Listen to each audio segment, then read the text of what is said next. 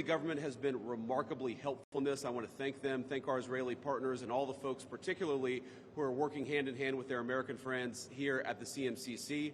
And number two, I want to say that there is this weird attitude I've sensed in the American media, in the Western media, where there's almost this desire to root for failure, that every time something bad happens, that every time that there's an act of violence, there's this inclination to say, oh, this is the end of the ceasefire, this is the end of the peace plan. It's not the end. It is, in fact, exactly how this is going to have to happen when you have people who hate each other, who have been fighting against each other for a very long time. We are doing very well. We are in a very good place. We're going to have to keep working on it, but I think we have the team to do exactly that. So with all thanks to our partners, both in Israel, but all across the Gulf Arab states, Indonesia, the Turks, we are doing an amazing thing here, and I'm particularly proud of the American troops working at the command center who are coordinating this effort and making it possible. So with that, I want to thank Ambassador Steve Witkoff and turn it over to him to say a few things, and after everybody's said a few words, we'll take some questions. Thank you, guys. Steve? Well, thank you very much, Mr. Vice President. We're really proud of what's happened here. It's an amazing effort. It's a great coordination between our partners. We have a great team.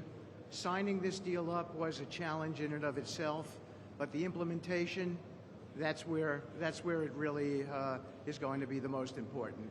And I think we are exceeding where we thought we would be at this time. I think the Vice President has come out here. He sees that. The Secretary of State will be out here. I can't tell you what a privilege it is to work with the team that we have, with Jared, who's extraordinary, the President, of course, and the Vice President, and Admiral Cooper. I would also say this. We're learning so much here. This CMCC that we're setting up now, this is going to be used in other conflicts as we figure out all the intricacies of how to modulate a peace deal, go from war to peace. Lastly, in closing, I want to speak about the morning that me and Jared had. We met with 10 hostages and their families, and it was really an emotional moment. And I felt blessed to be in that room. Lots of tears, lots of people really, really grateful to President Trump for getting their children home, and you, of course, Mr. Vice President. And I want to observe that I didn't see any victims in that room. I saw strong people who have come out under very difficult circumstances. Their families are reunited, and they are so grateful. And it was just my privilege as an American to be there. Thank you. Great, thank you. Jared? Thank you. Thank you, Mr. Vice President. Thank you, Steve. First of all, we really appreciate your visit here. It's given a great boost of energy to everyone here, and your support through this whole effort has been really tremendous. What you see here today is really the opening of the CMCC. This has been something that's been envisioned by CENTCOM. Admiral Cooper will speak about that in a bit. But we always knew that the deal that we were working on would kind of have two phases to it. The first phase was obviously getting the live hostages out. We're currently making progress on the hostages, the bodies that are still there. I think almost half are out now, and we had very good meetings with the Israelis. I know the Vice President's here to put a lot of effort into that today to hopefully make sure we can complete that mission in phase two. At the same time, the humanitarian aid, there's actually been surprisingly strong coordination between the United Nations and Israel, which is something that we've been able to help synthesize, get each other to air their concerns and to find out how we can do it better so that the aid reaches the people in Gaza and doesn't go into the wrong hands there. Finally, I'll say that there has already been a lot of efforts over the last years by really concerned people to think about what happens next in Gaza. And there's a lot of great things happening here. More will be released in the coming days. But the most important thing here is to figure out how you really get a good deconfliction coordination center. This really has been a startup. There's been a lot that's been done. It's amazing to think it's only been a week. But I actually, with the pace of work and the commitment of everybody, I think in a week from now you'll see even more progress. I want to echo what the Vice President said about how a lot of people are getting a little hysterical about different incursions one way or the other, but what we are seeing is that things are going in accordance. Both sides are transitioning from 2 years of very intense warfare to now a peacetime posture, and really thanks to Admiral Cooper, CENTCOM, and the CMCC to try to build that deconfliction mechanism in order to make sure that we can get to a proper de-escalation. We have some flags that we put up here. This is not fully representative of the countries that are here. It's happening very rapidly. The people are agreeing to come on board, agreeing to help. People really want to be a part of this, and it's just happening very, very quickly. So we'll try to continue to give the updates as it progresses. But really just thank you to the entire team here who's made all this possible. It's been a lot of sleepless nights, around the clock effort, and it's really been great coordination because everyone believes that it is possible to create something better in Gaza, and we have to believe it, we have to work hard for it, and if we all work hard to do that, then I do believe a great outcome is possible. Well, Mr. Vice President, thank you for joining us here today at the CMCC. Consistent with our Commander-in-Chief's direction, this facility will be the hub for the delivery of everything that goes into Gaza as we look to the future, delivering on the Commander-in-Chief's commitments. 200 of America's sons and daughters who wear the cloth of the nation have stepped up and are serving here. I just couldn't be prouder, and I know that you are as well. Thank you so much. Great. Thanks, Admiral. And gentlemen, we'll take a few questions now. Sir. I wanted to ask about the Turkish role. It's very concerning for Israelis. Turkey obviously has been a supporter of Hamas. What role will they have, and will they have troops that will be on the ground here or in the Gaza Strip? Thank you. Well, I think first of all, what troops are on the ground in Israel is going to be a question the Israelis have to agree to, and I'm sure that Prime Minister Netanyahu will have opinions about that, but we think everybody has a role to play here. Some of that's going to be financial, some of that's going to be in reconstruction, some of that's just in communication with the various parties to ensure that this deconfliction process actually works and is implemented. We're not going to force anything on our Israeli friends when it comes to foreign troops on their soil, but we do think that there's a constructive role for the Turks to play, and frankly, they've already played a very constructive role. We're very grateful for that. And you asked, they've supported Hamas in the past. No one who is a party to this conflict can look in the past and not point at something that they don't like or that they disagree with. Everybody who's been involved in this conflict can point at one other person. One of these flags can point at another flag and say, we hate that person for various reasons. The way that we're going to get to peace is to focus on the future, which is what the President of the United States has asked us to do. And we think everybody here is very willing to do that and is very eager to engage in that effort. Ma'am. The ceasefire deal took months to negotiate. What do you think the likelihood is that it will last long term? If you had to put a number on it, a percentage. Well, Jared's the investor here. I'm not going to give you a percentage, but look, what we've seen the past week gives me great optimism the ceasefire is going to hold. And if we get from where we were a week ago to a long-term, durable peace between Israel and Gaza, there are going to be hills and valleys. There are going to be moments where it looks like things aren't going particularly well. But given that, and given the history of conflict, I think that everybody should be proud of where we are today. It's going to require constant effort. It's going to require constant monitoring and supervision. That's part of the reason that Admiral Cooper and his team is here, is to mediate these disputes, to mediate these disagreements as they come up. But look, right now, I feel very optimistic. Can I say with 100% certainty that it's going to work? No. But you don't do difficult things by only doing what's 100% certain. You do difficult things by trying, and that's what the President of the United States has asked us to do. Sir. Mr. President, Suleiman Massoud from Cannes. First of all, thank you for brokering the ceasefire deal. Two questions for you. Hamas was supposed to bring back all the hostages within 72 hours. There are still deceased hostages that are still in Gaza. Will you put a deadline for Hamas to bring back all these hostages? And second thing, President Trump tweeted about this today, Hamas killing their own people in Gaza, Palestinians who worked for Israel. What is your warning to Hamas about that? Yeah, so Steve, I'm going to ask you to follow up here, but let me say just a couple of words about the deceased hostages. I mean, one of the stations that I met with, one of the groups that's working on this that I met with earlier, they actually have a photo of the 15 deceased hostages who are still in Gaza. It is a focus of everybody here to get those bodies back home to their families so that they can have a proper burial.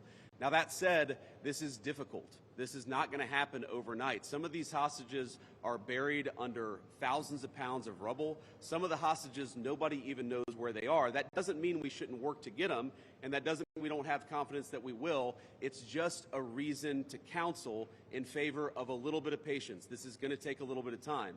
And look, our warning to Hamas is very straightforward. The terms of the 20-point plan that the president put out there is very clear. It's supported not just by Israel, but by all of our Gulf Arab friends. It's that Hamas has to disarm. It's that Hamas has to actually behave itself, and that Hamas, while all the fighters can be given some sort of clemency, they're not going to be able to kill each other, and they're not going to be able to kill their fellow Palestinians. Now, again, that's going to take a little bit of time. We're talking about how to set up the security and humanitarian apparatus to put all this in place. But right now, where I stand, I feel confident that we're going to be in a place where this peace lasts, where it's durable. And if Hamas doesn't cooperate, then as the President of the United States has said, Hamas is going to be obliterated. Steve, do you want to add anything about the hostages? I think you said it, sir. Okay, great. Ma'am. From USA Today. Just to follow up on what you were just saying, how much time does Hamas have to lay down its arms before the United States either takes dramatic action or authorizes its allies to do so? Well, look, the president actually put out a truth this morning that I thought was very instructive. We know that Hamas has to comply with the deal, and if Hamas doesn't comply with the deal, very bad things are going to happen. But I'm not going to do what the President of the United States has thus far refused to do, which is put an explicit deadline on it, because a lot of this stuff is difficult. A lot of this stuff is unpredictable. You basically have two regions in Gaza, one of which is relatively safe, I wouldn't say very safe, and one of which is incredibly dangerous. And part of ensuring that we get to a durable peace is to broaden the scope of the area that's safe. And the International Security Force is a big part of that. We don't yet have the International Security Force set up. That's something we're working towards. We have a number of volunteers who want to participate in that International Security Force. So my point is, I don't think it's actually advisable for us to say this has to be done in a week, because a lot of this work is very hard. It's never been done before, and in order for us to give it a chance to succeed, we've got to be a little bit flexible. I think what you're seeing from our Gulf Arab friends, certainly from our Israeli friends, is a certain amount of impatience with Hamas, but we're going to keep on working at this process, and we're going to keep on trying to bring the deceased hostages home, but also make sure that all Gazans are able to live in a prosperous and safe place. Yes? So the White House indicated that actually there is a plan to start rebuilding Gaza, the parts of Gaza which is still under Israeli control. Is it so indeed? And can you tell us a little bit about this plan? How is it going to work? Yeah, Jared, do you want to say a few words about that? Great. So, first of all, no reconstruction aid, no reconstruction funds will be going into areas that Hamas still controls. And as far as the demilitarization goes, once the ISF is up, there needs to be a security force that they can feel safe from, that in order for it to be, the transition to be complete. So that needs to happen. There are considerations happening now in the area that the IDF controls, as long as that can be secured to start the construction as a new Gaza, in order to give the Palestinians living in Gaza a place to go, a place to get jobs, a place to live. So that's one of the many things being considered. Right now, again, there's been several work streams that have occurred over the last years. Those are all being synthesized and updated here at the center, and then they'll go before President Trump and the Board of Peace to get recommendations on what to build, how to phase it, but that's definitely something now that's being very strongly considered. Great. Sir? So much, sir. Oh, sorry. Why don't we do the guy in the back, and then we'll do you in the blue jacket. Thank you. So much, Go ahead. Mr. Vice President. Could you speak up for me? Yeah, I will try. So thank you so much, Mr. Vice President. And my question is, from the level of cooperation that you just saw today here in this place, how you see the, let's say, future of normalization in Israel in the region, if you see like a cooperation, growing cooperation between Israel and other Gulf states that we don't see from the outside? Yeah, well, you know, I think Steve put it best, which is that this model, I think, could serve for a foundation for normalization, not just in the Middle East, but across the world. Because what we're taking, again, is a long-term, protracted conflict with two enemies who really don't like each other, and we're actually creating a model that can lead towards sustainable peace. Now, we know that a lot of our Gulf Arab friends would like to have normalized relations with Israel. We know that getting this peace on a sustainable pathway is sort of the critical first step of that. But look, I feel very optimistic about where we are. Knock on wood, you never know how this stuff is going to go. But given what I've seen, given the incredible talent and effort that's going in to the reconstruction of Gaza, to the long-term security of the Gazans in that territory, I feel very good about where we are. And again, if we get this right, I really do think it's going to be a domino that leads to a lot of further peace all across the region. Sir. Vice President Vance, if I may ask, firstly, a quick one is, did you come here because you thought Israel massively overreacted to the killing of its 2 soldiers? And secondly, following the reaction to this plan, do you now believe it is feasible to have a governance structure for Gaza that does not include strong Palestinian voices? Well, so on the first question, no. My visit had nothing to do with events of the past 48 hours. We had actually tried to plan this visit, frankly, months ago, and now we thought this would be a good time to do it. It ended up working out. As you know, sometimes calendars are difficult, especially when you're the Vice President of the United States. But I wanted to come. I wanted to check in on things. I wanted to, talk to the troops who are working very hard to coordinate this massive relief effort. And I wanted to just see how things were going and put some eyes on it so I could call the President of the United States and actually, it's one thing to read about it. It's one thing to talk with Jared and Steve on the phone about what's going on the ground. It's another thing to actually shake somebody's hand, to look them in the eye, and to understand what are the challenges, what are the things they need from me. I mean, I heard from relatively junior troops very simple things that would make their lives easier that I'm going to take back to Washington and hopefully help them with. That's why you do a visit like this, not because of anything that's happening on the ground. On your question about what is the ultimate, authority in Gaza look like, I don't know the answer to that question. And I think what's so cool, what's so amazing about what these guys have done is that we're creating a governance structure that is very flexible to what happens on the ground in the future. We need to reconstitute Gaza. We need to reconstruct Gaza. We need to make sure that both the Palestinians living in Gaza, but also the Israelis, are able to live in some measure of security and stability. We're doing all those things simultaneously. And then I think once we've got to a point where both the Gazans and our Israeli friends can have some measure of security, then we'll worry about what the long-term governance of Gaza is. Let's focus on security, rebuilding, giving people some food and medicine. If we get to the point where we're arguing exactly what the governance structure in Gaza is long-term, then we should pat ourselves on the back. That's a very good problem to have, but I won't anticipate that problem before we actually have it. I'll take a couple more and then we'll get moving. Ma'am. You should speak up. Renata Brito with the Associated Thank Press. you. Could you give a bit more details about the International Security Force? Which countries are going to be part of this? Are these troops in Gaza? And also about the disarmament plan or decommission plan. Are there incentives for Hamas to do that in a timely fashion? Any details? The incentives are that unless Hamas disarms in accordance with the agreement, very bad things are going to happen, right? And also the incentive is that if they disarm, there is a better future for everybody on the other side of it. But in terms of the International Security Force, Steve and Jared, Admiral Cooper, are working on that very issue right now. Remember, this peace deal was struck under the president's leadership literally a week ago. The hostages were returned, 6 days ago, 5 days ago? So we're in the phase now where we're actually starting to conceptualize what that international security force would look like. I think it's important for Americans to know a couple of things. Number one, there are not going to be American boots on the ground in Gaza. The President of the United States has made that very clear. All of our military leadership has made that very clear.